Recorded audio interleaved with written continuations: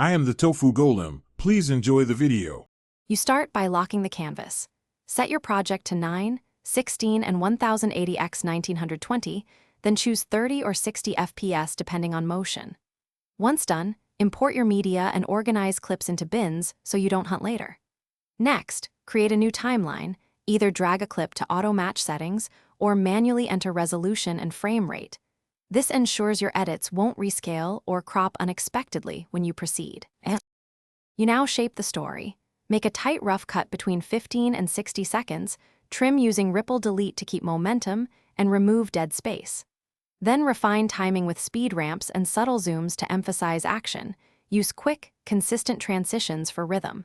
Apply basic color adjustments to match shots, and mix audio so music sits around -6 to -12 dB under voice.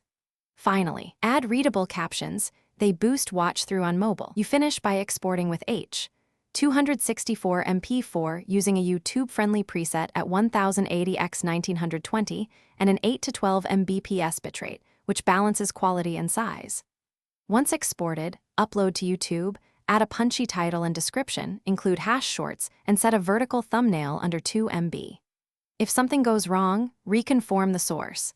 Clear Resolve cache. Check timeline frame rate versus clip frame rate, and re-export to resolve stutter or audio drift quickly.